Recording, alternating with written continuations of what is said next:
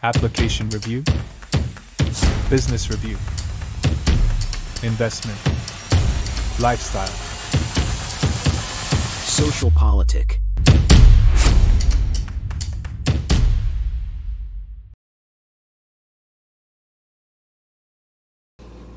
Halo Bapak Ibu, saudara-saudari sekalian, lovers and haters. Salam cerdas Indonesiaku. Jumpa lagi kita pada kesempatan kali ini. Bagi Anda yang belum subscribe channel saya, silakan subscribe channel saya. Tekan loncengnya agar Anda dapat notifikasi setiap kali saya mengupload video-video saya. Oke, pada kesempatan kali ini saya akan berbicara mengenai politik identitas. Apa itu politik identitas? Singkatnya begini ya, karena definisi yang yang cuma satu itu nggak ada, tergantung Anda mengutarakannya. Singkatnya begini, waktu itu kan Pak Anies pernah dikritik gitu ya, ketika dia mencalonkan diri menjadi gubernur DKI, orang banyak menuduhnya menggunakan politik identitas, yaitu menggunakan unsur agama, ya. Seakan-akan agamanya itu digunakan sebagai alat untuk mencapai kepentingan politiknya. Anda udah ngerti lah maksud saya, yang nggak usah saya bahas lagi ya, itu kan tuduhan orang seperti itu gitu ya. Terlepas Anda setuju atau tidak setuju, kira-kira seperti itu ya. Kita lihat ini Harian Jogja pada 14 September 2023, pada waktu itu Pak Mahfud belum dicawapreskan. Ya, belum dicawapreskan. Dia bilang apa? Sini kita lihat Harian Jogja bilang, Mahfud MD ingatkan elit parpor agar tidak gunakan politik identitas. Nah, kalau Anda tanya saya, setuju nggak dengan pendapat Pak Mahfud ini? Waduh, sangat setuju saya. Bagus ya. Memang ya janganlah kalau kita pakai politik identitas itu masyarakat bisa terbelah. Wah, agama gue ini, maka itu capres-cawapres itu yang paling tepat. Yang lain tidak mewakili agama gue. Itu menjadi politik identitas, singkatnya gitu dah. Nah, di Harian Jogja ini, wah saya waktu itu senang sekali nih ketika Pak Mahfud mengutarakan ini ya.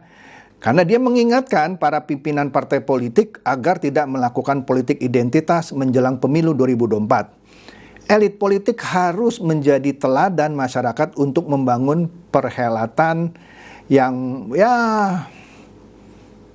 bagus dah gitu ya. Yang jauh dari kepentingan siapa ya? Golongannya atau kepentingan mayoritas pendukung partainya. Nah, kira-kira begitulah ya singkatnya. Jadi saya sangat setuju ketika Pak Mahfud utarakan itu, agar elit politik tidak menggunakan politik identitas, ya. Sebabnya kita kan tidak mau negara ini jadi terbelah. Yang ini milik agama itu, yang ini milik agama anu. Nah, kan nggak begitu harusnya. Jadi dikatakan di sini publik juga harus menyadari katanya ya, jika ada elit politik memanfaatkan polarisasi, yang tadi itu polarisasi kan, kelompok ini, agama ini, kelompok agama ini, atau kelompok suku ini dengan kelompok suku ini, itu nggak boleh ya. Jadi jika ada elit politik memanfaatkan polarisasi masyarakat dengan politik identitas, maka mereka akan cenderung membela kepentingan satu, pribadi, kedua, kepentingan kelompoknya. Entah berdasarkan agama, berdasarkan suku, ras, atau apa gitu. Ya. Jadi itu Pak Mahfud ingatkan untuk tidak menggunakan politik identitas. Itu katanya dalam forum diskusi pemilu keberagaman menjadi kekuatan mewujudkan pemilu bermartabat. Ya. Iya dong, kan kita kan Bhinneka Tunggal Ika. Berbeda tapi satu. Jadi kalau kita gunakan politik identitas, nah itu akan memecah belah, singkatnya begitu. Jadi dikatakan pada kesempatan itu bahwa kalau keberagaman yang ada di masyarakat itu ya keberagaman dong. Kenapa? Agamanya bermacam-macam.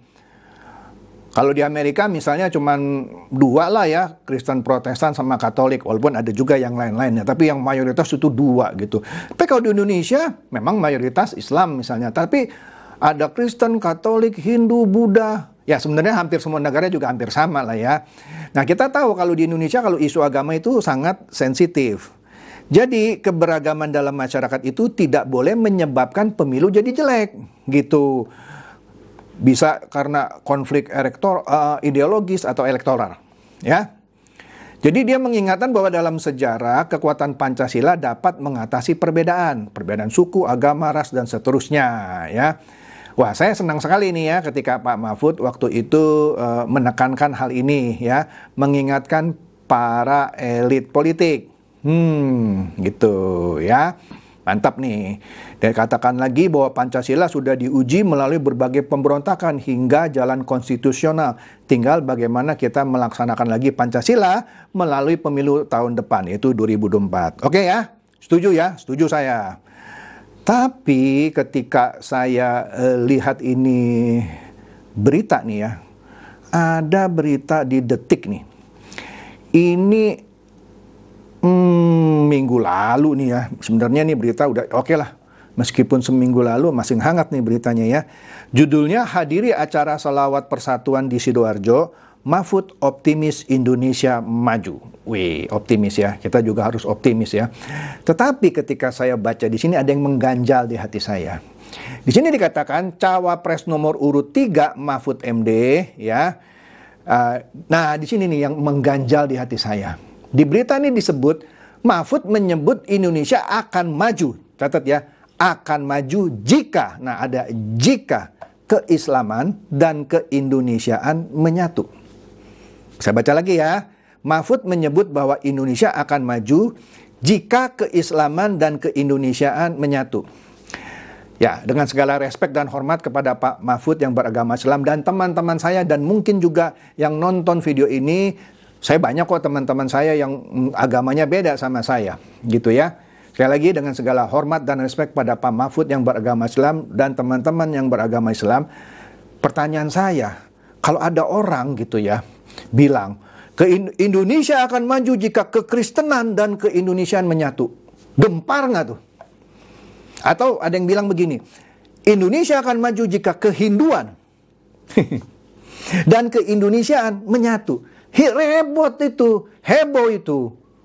Sekali lagi ya, dengan segala respek dan hormat kepada Pak Mahfud yang beragama Islam dan teman-teman yang juga beragama Islam, saya juga cuma ingin bertanya, pasti heboh atau tambahin lagi satu lah, jika kebudahan untuk agama Buddha gitu ya, dan keindonesiaan menyatu, maka Indonesia akan maju.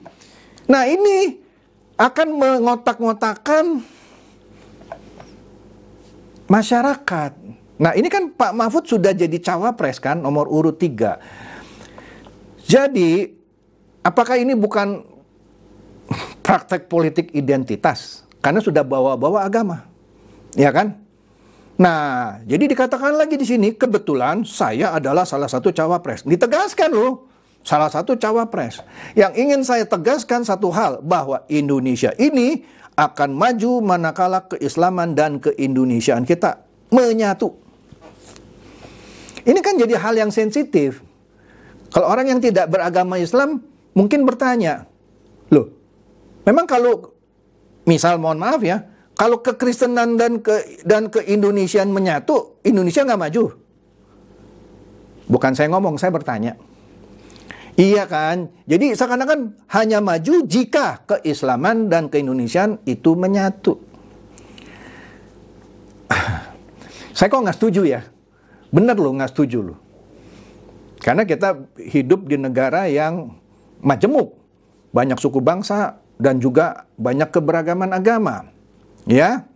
Wah, dan banyak lagi deh. Saya pikir nih Detik salah berita nih. Saya cari-cari lagi, saya ketemu akhirnya Kompas. Ini Kompas memberitakan lebih spesifik. Disebut, dikutip ucapannya. Mahfud, .2. Indonesia hanya bisa, hanya bisa maju saat bersatu dengan keislaman. Hanya bisa. Kalau nggak bersatu, nggak bisa maju. Apakah ini maksudnya, ya saya nggak tahu ya, kita mesti bertanya sama Pak Mahfud, apakah ini maksudnya Indonesia menjadi negara agama? Kan kita dari dulu juga menolak Indonesia menjadi negara agama apapun, kan gitu. Jadi kalau kata-katanya hanya bisa, kalau tidak menyatu dengan keislaman nggak maju. Kalau tidak menyatu, jadi kalau menyatunya dengan agama lain, jadi nggak maju. Kan bisa mengundang kecemburuan dong ya. Saya yang bukan beragama Islam, tergelitik.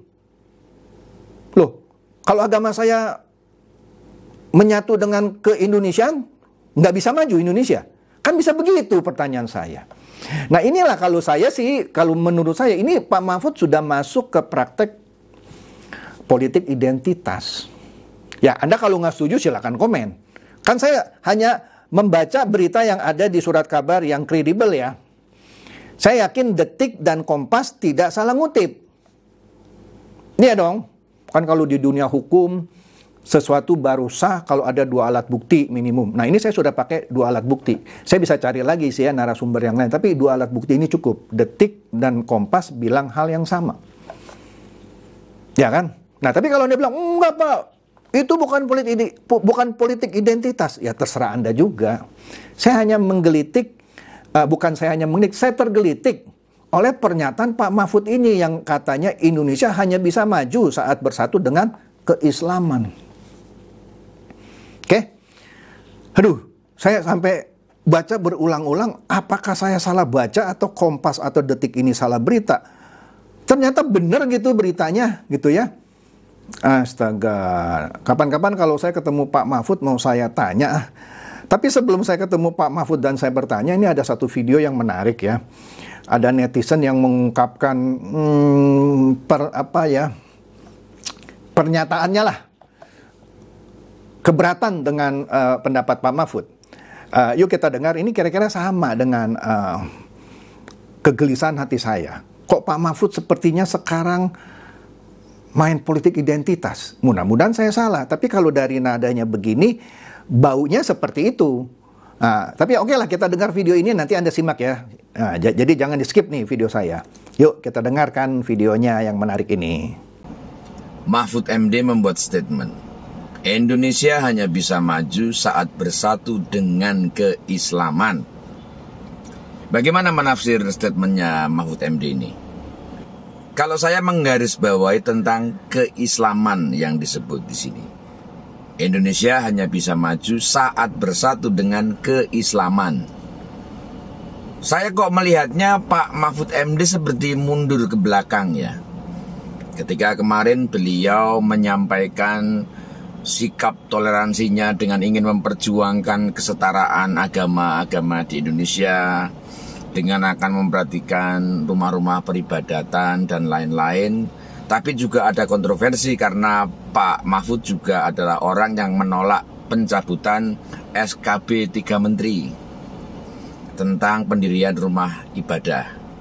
Ditambah lagi dengan sekarang statementnya Indonesia hanya bisa maju saat bersatu dengan keislaman. Saya mencium adanya aroma politik identitas di sini. Bukankah kita semua berusaha untuk menolak politik identitas? Saya rasa ini sama sekali tidak akan menguntungkan pasangan capres Ganjar Mahfud dengan statement Mahfud MD ini. Terima kasih. Ya, saya setuju. Saya setuju. Dan sekaligus saya juga baru ingat dan baru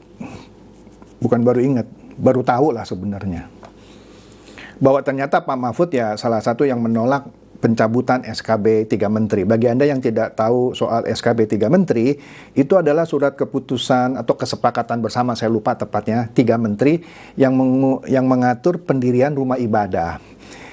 Itu ada syarat-syarat ketika orang mau mendirikan rumah ibadah, harus begini. Misalnya, tentu sulit bagi, saya mau mendirikan gereja di tengah-tengah daerah yang di mana saya harus minta izin di lingkungan saya yang mayoritas misalnya kebetulan masyarakatnya bukan Islam yang toleran. Kebetulan sih tempat saya tinggal ya kebanyakan tetangga-tetangga saya Islam yang moderat. Tapi kan ada juga di tempat-tempat tertentu yang Islamnya misalnya ekstremis, ya tidak akan dikasih izin. Jadi sulit gitu ya. Begitu juga orang yang mau mendirikan masjid di daerah yang mayoritas orang Kristen, tapi Kristennya tidak moderat. Akan dipersulit itu orang mau mendirikan masjid. Dan seterusnya, misalnya orang mau mendirikan wihara di daerah kampung Kristen yang Kristennya tidak toleran, yang fanatik, buta gitu ya. Maka akan susah itu wihara berdiri. Nah, kira-kira begitu. Itulah kelemahan SKB 3 Menteri. Nah, sudah digugat ini untuk dicabut, tapi ternyata Pak Mahfud adalah orang yang tidak setuju untuk itu dicabut. Tapi oke lah. Itu panjang lah ya, ada efek ini, itu, udahlah kita nggak masuk di situ. Tapi kembali lagi ke politik identitas. Jadi saya dan Bapak tadi yang di video terakhir itu, saya sepakat ada aroma politik identitas. Dan ini bisa merugikan Capres 03. Jadi ada baiknya kalau Pak Ganjar atau Ibu Mega misalnya mengoreksi apa yang sudah disampaikan oleh cawapresnya. Itu menurut saya loh ya. Tapi kalau Anda tidak setuju misalkan dan bilang fine-fine aja lah, maksudnya bener kok Pak Mahfud. Ya terserah lu coy. Tapi ada yang mengganjal di sini karenanya di situ dikatakan hanya bisa jika. Jadi kalau yang lain bersatu nggak bisa gitu ya. Kan kita jadi ngiri dong ya. Agama kita nggak disebut gitu ya. Nah ini kan pendapat saya, Anda boleh beda. Oke? Jadi kalau Anda beda sama saya, santai aja. Kita boleh sepakat untuk sepakat, boleh sepakat untuk tidak sepakat. Silakan tinggalkan komen di kolom komentar ya. Silakan share video saya ini kepada teman-teman, sahabat atau kerabat supaya mereka tambah cerdas dan tercerahkan. Seperti biasa, terima kasih.